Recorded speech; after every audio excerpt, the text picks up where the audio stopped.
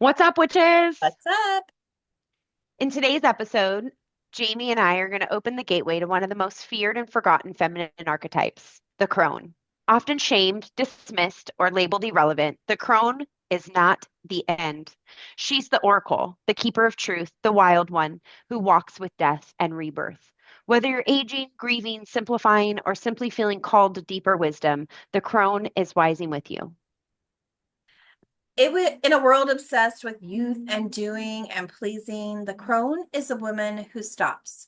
She is unhinged and unhooked from all expectations. She no longer feels the need to be beautiful or to prove herself any longer. She is powerful. And she becomes a dangerous, excuse me, she becomes dangerous to the systems that profit off of beauty and youthing and becoming more youthful and desirable. So she is so dangerous. And in today's world, I feel like we're still headed down that path with the crone in our society, wanting her to be something that she is not, which is her beautiful, powerful, most magical self. So, in this episode, that's what we're going to cover. So, if you want to stick with us, keep listening. So let's begin a little bit with the light of the crone. What does the archetype of the crone embody in her light body? Well, she's has a deep well of knowledge and wisdom. She's a keeper of all that. She sees and hears everything. And a lot of women who come into their croneness in a very positive way recognize that right away, that they have that inside of them and it becomes a magnet for others to learn from her. She's seen the cycles of life. So she's seen the disappointments of life, death, the joys of life, all of these things, all embodied in this one human who kept it all together, especially if she was a mother and had a household and children. And even if you didn't, you kept it all together. When you reach your Mhm. cronehood, you have accepted that you are on the journey of just standing in your power and being truly authentic to who you are. There's no more masks to wear. Yeah, I had a bonus mom who was our mom, but wasn't a mom of her own. We were her bonus children, and she really radiated what a crone should be like. She didn't question what she wore. She didn't question what she looked like. When she walked into a room, she just was there and she was just present and she just knew how to hold this space, especially when it came to like the transitions of our life and the times when maybe as young people we needed to have things reflected back to us in a truthful, honest, kind, loving way. And I'm really thankful for that presence in my life because I think it really gave me a good um, view of what a crone could be like. Because I think up to that point, what I had seen in women in our day and age in the crone was not like how we think of the Golden Girls. It was more this idea of always striving to be beautiful and striving to be young and striving to um, always be holding that position of beauty. Mhm. And I think now we are definitely more in a place where we can see the beauty in the crone in general, and we're not fighting so much this idea of aging, which the word crone obviously brings with it, this idea of aging. And then also the word crone can be scary for many people. When I first heard the word crone or actually started using it, it didn't just roll off my tongue. I had to really Mhm. deprogram and dig deep about what that word meant to me. And every time I would use the word crone, I would think of Baba Yaga in the fairy tales, that evil witch in the Mhm. forest who, ate children or whatever she did. She terrorized the villagers. And that's what I associated with crone. Like I literally did. I just connected it because the stories we heard as children did that for us. Like, once you hit Mhm. to the woman hits a certain age, she's to be feared. She's too all seeing and all knowing, but in a way that is evil and not normal. But Mhm. if we really dig into those stories, that woman was the shaman, the healer. She did have the all-knowingness and intuitive nature online. All of her gifts were online, and she was the peacekeeper and Hmm. protected and revered in some cultures. And so for me, it was really a challenge. I'm like, crone, oh, I don't like this word. And then I became a crone. And when I stepped fully into my croneness and decided, I just don't care anymore. Like you get to that. If you're not there yet, then someday you'll get there. If you're there now and you don't understand what I'm feeling or what I'm going to describe, you can get there. I just don't give a fuck anymore. I just don't care. I do not care. I don't care what people think. I don't care that I'm enough or not. I mean, I do go through the programs of my childhood and the things that I came on this planet to deal with, as a theme in my life. So there's still that piece. But there's a lot of you know what? I have enough wisdom and I carry enough wisdom as a crone now in my life that I just don't care. And I have what I need inside. And I know how to understand when people come into my life to share their gifts with me, that they're gifting me something complimenting something that I don't have. And that I'm willing to accept and take from that and learn from that and use it. And with gratitude. So there's just that pathway when you get into crone, if you do it in a healthy way, you're just getting back to yourself, you're getting back to your authentic truth, and you really do, with your example, set the stage for other young women, maiden mother, to come into their croneness in a very positive way and learn to love and accept themselves too. Hmm. I think that urge to simplify and to really observe more, speak less, even be more like in nature, less present with systems that are not working for us, or really radically changing things in our life. Mm-hmm. That is the crone. And I've never really had a problem with the word crone. I think some people do have a problem with the word crone, and if they do, they should really use words more like wise woman, maybe. Mm-hmm. But I believe the crone brings this aspect of grandma with her, this like loving grandmother that you want to be present in your life. Like, if you didn't have this loving, present grandma in your life, it might be harder to connect with the crone too, because I think a lot of times when we're working with the crone, we immediately think of that grandmotherly person in our own life. And if that grandmotherly person in our own life was all the things we expect a grandma to be, which is like sweet and nurturing and loving and holds space and maybe always has candy at her house. I know like a lot of grandmas who think that they should just always have candy at their house. I think that's also with the Lady Baba, like Yeah. that aspect of the candy will bring in Yeah. the kids. Mm-hmm. But there's this sense of sacredness and this sense of knowing that Mm-hmm. comes from the crone that really just makes her so unstoppable. Yeah. And I Yes. love, well, go ahead, what, Jamie? I was going to say she is unstoppable, especially that confidence that she can come into Hmm. during that period of her life when her children are grown and out on their own, especially, and then she gets time to really focus on herself and discover who she is. Hmm. Yeah. And I find too, when we have women around us that make us go, ah, Mm-hmm. they're usually of that crone-like energy. They carry this magnificence with them. They carry this just I can take up space with them.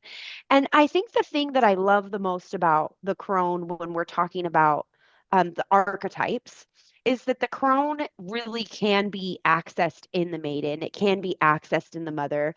And a lot of times the maiden and the mother are going to access the crone by these like ravishes ways. So I'm going to give an example. Like they stand up and they say, I'm not going to take this shit anymore. Yep. I'm done.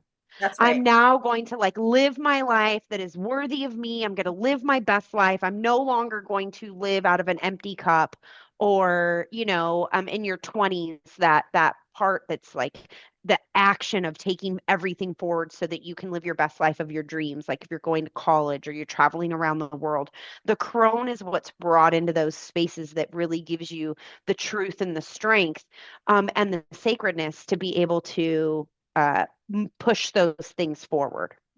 And just the trust and the knowing that you're on your path, that you are enough, that you are able to access your divine wisdom.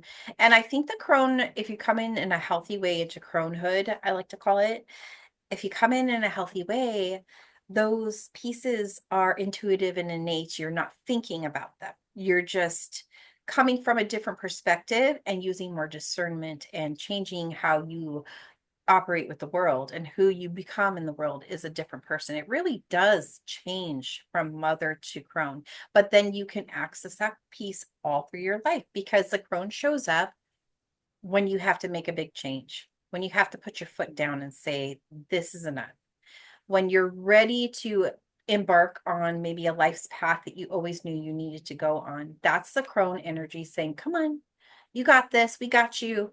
I know I'm over here already living that best life, so just come along. And so she is that Mm-hmm. piece, that wise grandmother who who can look really young if you want her to. I mean, she Mm-hmm. can look in any way you imagine. Your inner crone can be any age, really. She's just embodying that knowing truth and wisdom and an unconditional love, because she may say have really good boundaries, but she's also very loving because she's seen it all. She's been through the cycles of life, and she has a lot of empathy and sympathy for people because she's able to connect with them on those levels that they're freshly experiencing, where she's already had the wisdom of the experience. And so she has a lot of love to give too. The crone comes a lot with her maturity. And I think that it's important to understand that when we're moving through the archetypes, there is a piece of the archetype that is coming with maturity.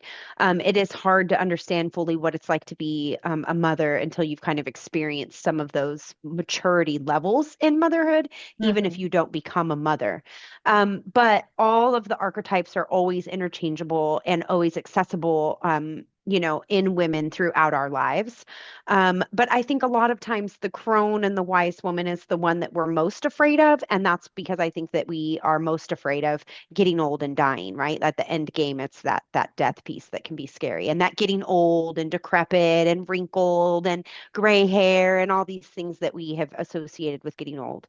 And as Jamie was going to say or said before, that it doesn't have to be the crone as an old lady, but it is the spirit of the crone that is the old lady because she's unstoppable, because she knows her worth, because she stands in her being and is okay with taking up space and with being heard. And it's kind of her way or the highway because she doesn't really have to put up with anybody else's shit at that Yeah, point in she her life. doesn't care Why? anymore. She doesn't care anymore. And so, yeah, I think that's very important to talk about. But there's like the other piece of it too, which would be the shadow, darker pieces of the crone. And in our society, a lot of times, and most times, the older you get as a woman, the less you're acknowledged. Um, you're put into a box of frailty. I mean, other than Golden Girls, which was ironically such a amazing show in the sense that it really empowered older women because it showed these four, older crones just living their best life. Hmm. And they But weren't even that old, okay? I They were in their know, 40s and 50s, those crones. isn't that bizarre? I know when I found that out, and I actually just learned that a few weeks ago, I was like, what? I'm like, my goodness, what we just look different, like just the decades and what we Hmm. eat, how we treat, how we take care of ourselves, the energies of the planet, things have shifted since then, Hmm. big time. Hmm. Yeah. And so and honestly, when I see a crone now, I think, gosh, they're beautiful. And I could see um, them glowing, every one of them. even if they're living in their shadow piece, every one of them just glows. There is a sense of just power that emanates from them, no matter if they're Hmm. wounded or not. Yeah. And so let's talk a little bit about the shadow piece. The shadow crone can show up in our lives in many different ways. And one of the biggest ways I think that she will show up in our life is in that bitterness and anger, Mm. resentment, bitterness, anger, and resentment, I would say, are probably the biggest crony, shadowy things that are coming out of the crone. That bitterness is usually coming from, this woundedness, this Mhm. idea that I'm more the victim and less the survivor. There's that bitterness of like things that didn't work out in life that maybe should have. There's also this really big, maybe like withdrawal or fear or bitterness towards menopause, perimenopause, the things that we have to like go through as women. I mean, here we are, like we get our periods and then we give birth and then now we get to go through menopause. And so I think that there can be a lot of bitterness and anger that comes with that, because it's a lot on our bodies. It's a lot for women. And I think that sometimes we don't even talk about the spiritual, physical, and emotional toll that our bodies have to go through every single month, and even more when they're going through menopause. And if they aren't celebrating their cronehood, that's where a lot of that anger and that frustration can come from. And I think that brings us really to a good point, Jamie, which is why we basically have Peace Not Perfection Academy, and it is to honor women, to, teach women and celebrate women and really celebrate all of these different transitions that we have as women. And when we celebrate something like a menarche or a woman having her period or a blessing way or closing bones or a mother even just coming into motherhood or a woman not having her period anymore and coming into her wise woman and her crone, when we celebrate these things, it helps lessen the bitterness and anger and frustration that comes from the hormonal changes that menopause bring. Well, it's definitely a transformation time.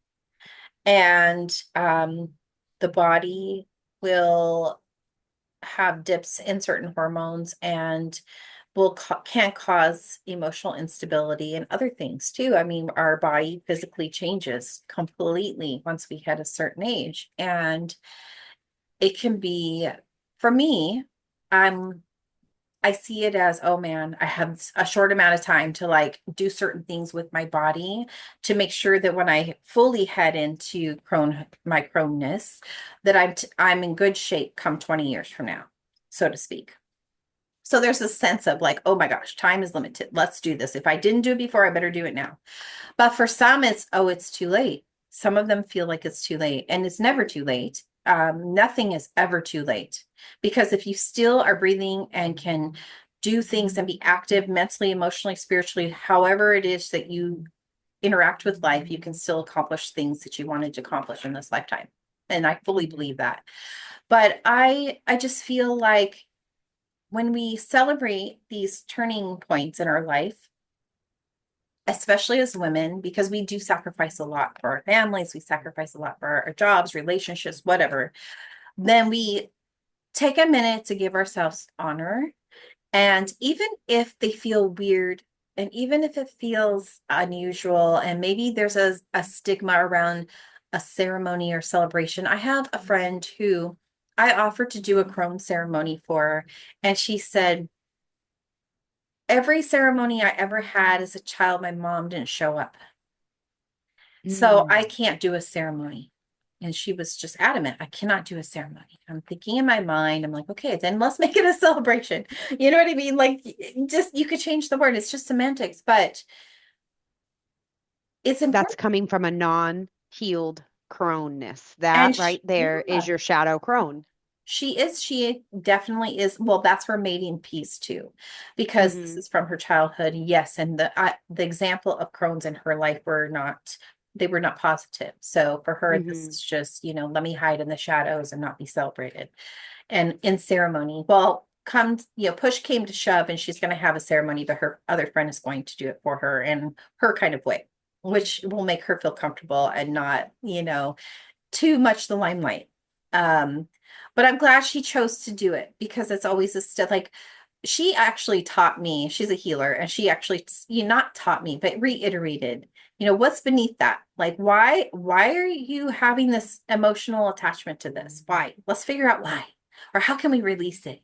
She's very good at getting to the spiritual lessons, even if they're not conscious in them releasing. So I think she had that moment. But that's how we should enter this piece. If we're coming into Crone, into the shadow Crone, feeling like we're running out of time, that has already passed. Um, I'm just old and forgotten. I am feeling I'm aging, or things are changing in my body, and I'm physically, mentally, emotionally changing, and I don't like it.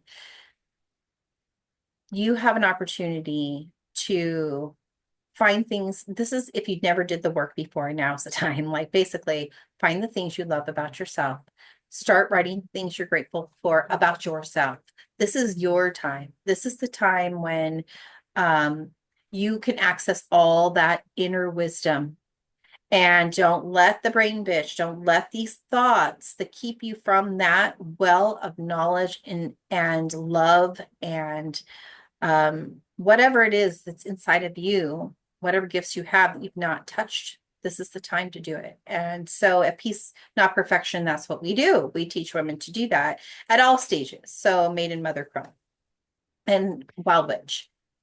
And Mhm. the shadow crone really is more about her forgetting her relevance, not processing her shit, and being Yeah, in a place of going back instead of moving forward. And absolutely. I think that most of the time, especially now in a culture where we are much more open to celebrating the divine feminine, we're coming into a place where the crone really is more relevant. And she's making herself relevant because she is not letting time pass her by thinking, I don't need to do that or I don't need to be present there. She's showing up. And so I think for the crone, this is not the end of the story. She's the one who sees the truth behind the veil. She's the one who walks beside death and doesn't turn away. And she's the one who makes peace with what is coming her way. And And what has been she, too. yeah, Mhm. exactly. And what has been. And so she's really able to, walk through those places and look back and see that she had a life well lived, or looks forward and understands that she needs to make her life worth living Mhm. if it hasn't been well lived. Mhm. So, how do we bring this crone um, into frequency? How do we work with her? How can we embody her more as we're moving through our 30s, 40s, and 50s and beyond? So I feel like there's a yes and a no. And what I mean by that is there's going to be times in your life or even day-to-day life where you're like, oh, no more of this. That is a moment that you can access your crone and just put an end, a boundary, and say no more. No more.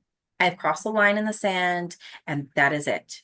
Done. That is the crone energy. And then all the other side of that is the yes energy. Yes to learning more about myself. Yes to accessing my gifts and not being afraid to do that because of judgment or fear. Yes to writing the book that I always wanted to write. Yes to traveling the world. Yes, yes, yes. This is the time in your life, especially if you've set yourself up for this time to do this, where you can say yes to all the things that maybe you denied yourself and your maiden and your mother. But if you're going to do it during your maiden and mother, then this would be accessing that wisdom of what would your older self say? What would your 80-year-old self say to your 20, if you're 20 years old and you're setting out on your life and you have choices in front of you and you're unsure and you're being told to do something, but you feel like you need to do something else? What would that 80-year-old you say to that? Say to you as a 20-year-old? What would she say? She would say, what do you want to do right now? What feels good to you right now? Because we're not chasing our bliss. We're not chasing our joy. We are listening to our inner guidance because our inner guidance will say, not for me. This is someone else's idea for me. And this is for me. So this is the path I'm going to go on. So many of us in our maiden, our early younger maiden, like 20s to 30s, before we become mothers, do things because we've been told and they had expectations for us.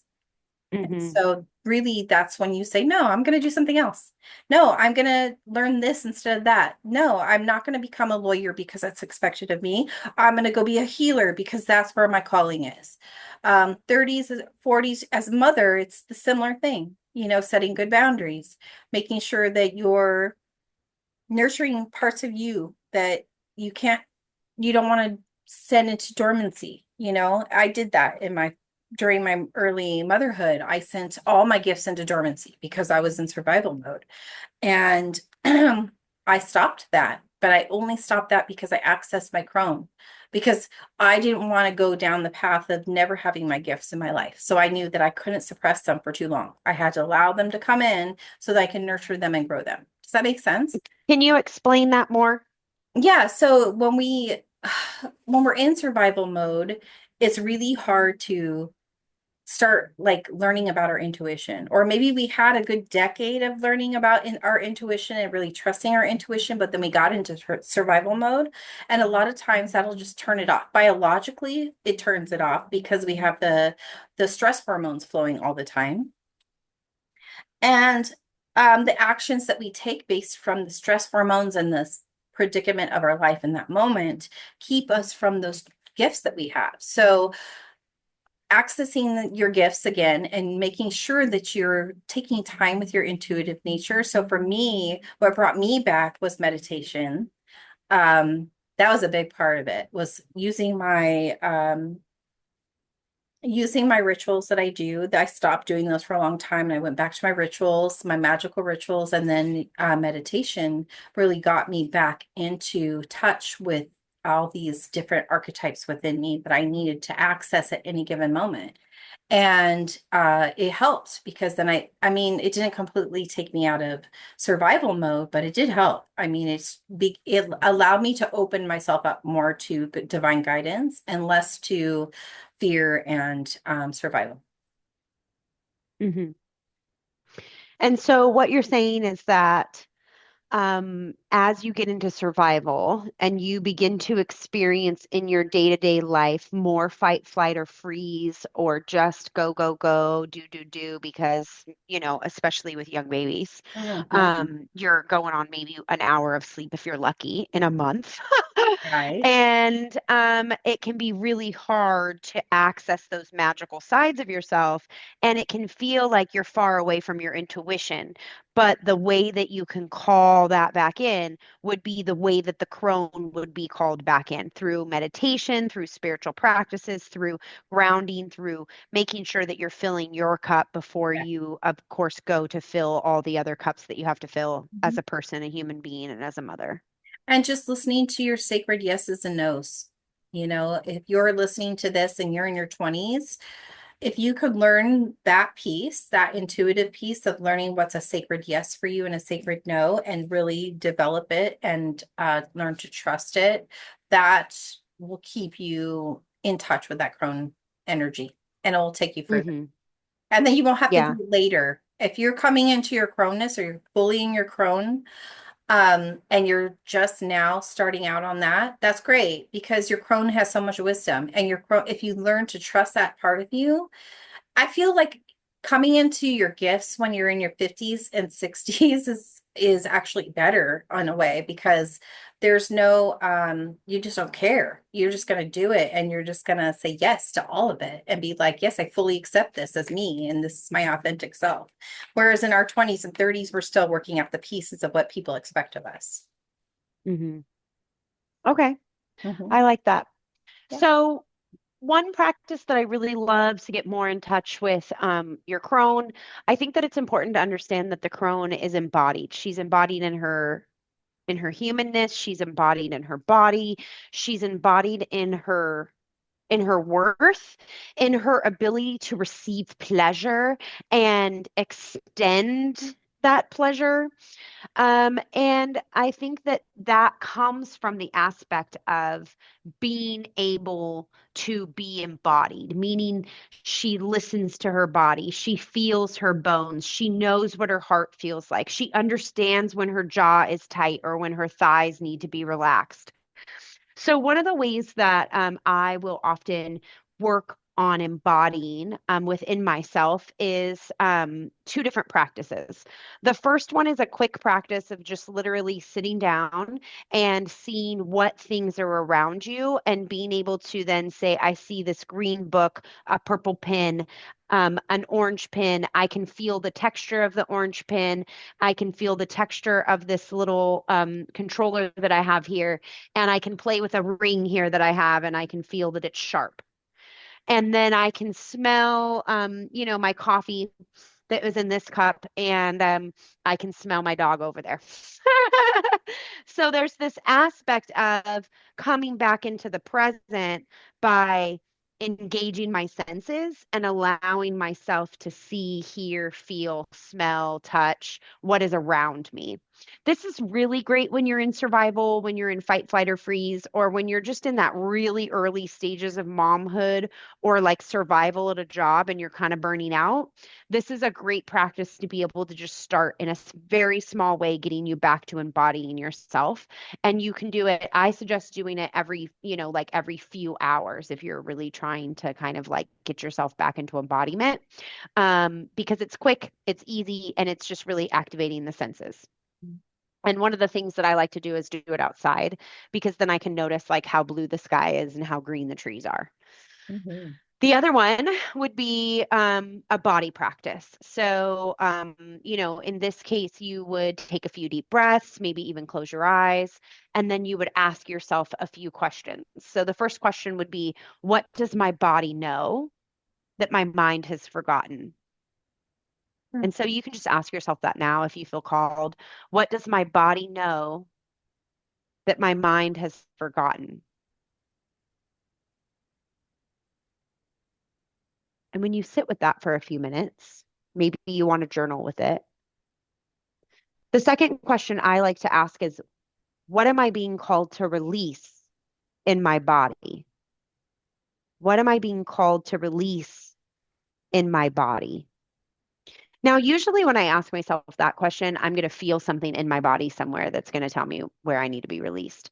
And in my practice, I do somatic movement for that. So I'll dance in that place in my body, move that place in my body, just work within that. And then the last one is asking myself and my body, what truth is ready to rise in my bones? What truth is ready to rise in my bones? These three questions are really just meant to help you be able to embody, to spend a few moments in your actual body, just listening and hearing.